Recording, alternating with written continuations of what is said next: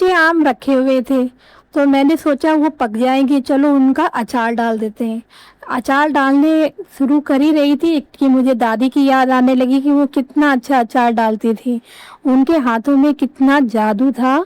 और जब वो मसालों को खल्लड़ में कूटती थी तो पूरा घर मसालों से बहक जाता था। पता नहीं क्या था उनके हाथों में।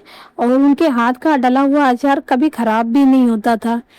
सब टेक्निक वही है, लेकिन स्वाद उन्हीं के हाथों में था जब वो अचार को डालती थी। मसाले वही है, और उनको खल्लड़ में वो कूटती थी और हम लोग ग्राइंडर में पीसते हैं। तो खल्लड़ में जो कुटे हुए मसाले होते थे वो पूरे पीस तो पाते नहीं थे। जब वो दरदरे रहते थे तो, और आम के अचार में जब वो भरती थी और एक एक अचार को मसाला ठूस ठूस के भरती थी और उसको तेल में डिप करके मेतवान में रखती जाती थी। आहा, क्या खुशबू आती थी, पूरे घर में खुशबू दौड़ जाती थी। और हम लोग मसाला ले लेके खाते रहते थे दादी से मांग के।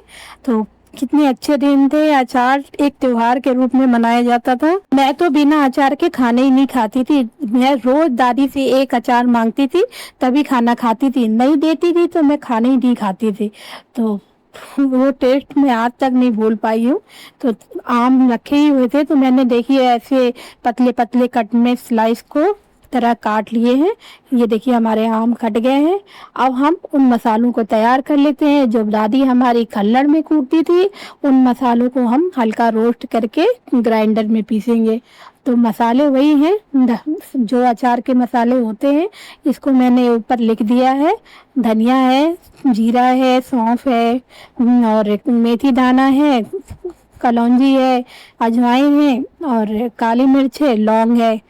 काली सरसों पीली सरसों दोनों में से कोई भी एक डाल सकते हैं, चाहे तो दोनों भी डाल सकते हैं। हमारे पास पीली राई थी तो हमने उसी का यूज़ किया है। तेल को मैंने गरम कर लिया है, और तेल जब अच्छा गरम हो जाए ना तो गैस को ऑफ कर देंगे और थोड़ा हल्का ठंडा हो जाए तो हम उसमें हींग डाल देंगे और हल्दी पाउडर डाल देंगे, लाल मिर्च पाउडर डाल देंगे और कश्मीरी लाल मिर्च पाउडर डाल देंगे। तो उससे क्या होगा, कलर बहुत अच्छा आता है मसालों में। अब सारे मसालों को हम उसमें डाल देंगे तेल में और उसको अच्छे से मिक्स कर लेंगे। नमक डाल देंगे स्वाद के अनुसार, थोड़ा नमक ज़्यादा ही रखिएगा क्योंकि अचार में थोड़ा नमक तेज होता है तो खाने में ज़्यादा ही टेस्टी लगता है। आप काला नमक भी डाल सकते हैं अगर आपके यहाँ डलता है तो। अब सारे कटे हुए स्लाइस को मैं उसमें डाल के अच्छे से मिक्स कर लूँगी। इस तरह से लग रहा है ना टेस्टी देखने में। तो भी 2 या 3 चम्मच अमचूर पाउडर डाल देंगे। अगर आपके पास सूखी हुई अमिया का पाउडर है तो आप उसको भी डाल सकते हैं। कुछ लोग घर में सुखा के रखते हैं और उसका पाउडर बना के रखते हैं। अगर आपके पास वो है तो आप वो भी डाल सकते हैं। लास्ट में मैंने एक ढक्कन विनेगर डाल दिया है, उससे हमारा अचार खराब नहीं होगा और लंबे टाइम तक चलेगा। और इसको मिला लीजिएगा सबको अच्छे से और एक दिन धूप में दिखा दीजिएगा तो आपका अचार कभी खराब नहीं होगा। अब अचार को कैसे भरा जाए कि हमारा अचार लंबे टाइम तक चले, तो चलिए आइए वो देखते हैं टेक्निक कि किस तरह से हम अचार को भरे कि अचार हमारा लंबे टाइम तक चले, खराब ना हो।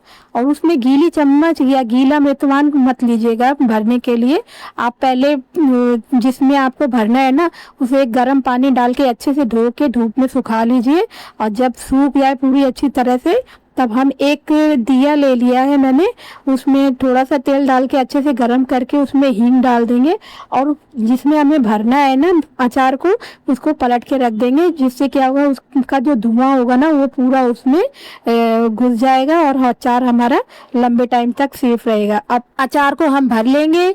अगर आपको हमारी ये रेसिपी पसंद आ रही है तो प्लीज़ लाइक करिएगा, शेयर करिएगा और कॉमेंट में हमें ज़रूर बताइएगा कि आपको हमारी ये रेसिपी कैसी लगी।